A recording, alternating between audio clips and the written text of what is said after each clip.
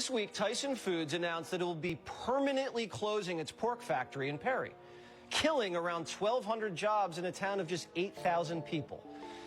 So as Perry residents struggle to cope with mass layoffs, Tyson Foods has its eyes on a different class of workers.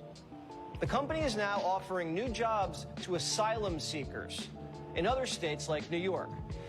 Bloomberg says Tyson's tracking migrants in a massive database.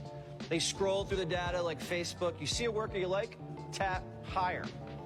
They even had a job fair.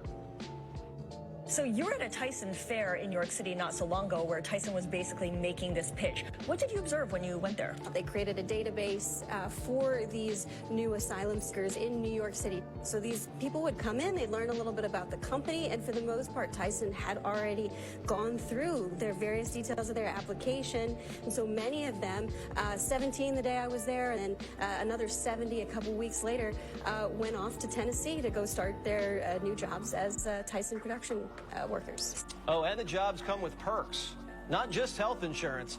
Tyson's also offering lawyers to its illegal alien workers and time off to attend immigration hearings. They're firing Americans and offering perks to illegals. This was the Democrat plan all along. We met an employee of the Tyson plant here in Perry who's worked there for almost 30 years. She's also an officer of the union that represents the Tyson workers. She's having a hard time hiding her anger.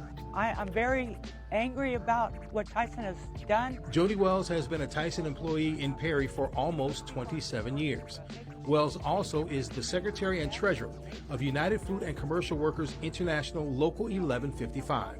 She will never forget being blindsided by Monday afternoon's closure announcement. People walked into that cafeteria laughing and joking and talking.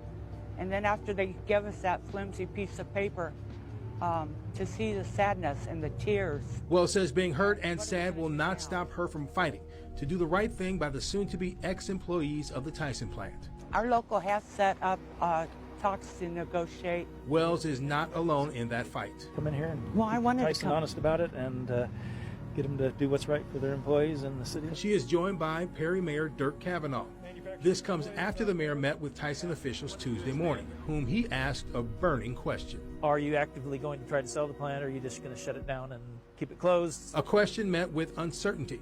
Mayor Cavanaugh knows the Tyson plant closing will impact everywhere Tyson employees spend money. That affects the housing market, it affects the grocery stores, it affects the, like I say, the gas stations, all the businesses in town, the restaurants. Cavanaugh is keeping an upbeat attitude, hoping to find the silver lining in the cloud hanging over Perry. I think there's companies out there that want to expand and don't have a place to, and this may be a perfect fit. It is too soon to tell whether that can happen before the plant shuts down at the end of June. In Perry, Marcus McIntosh, KCCI 8 News, Iowa's News Leader.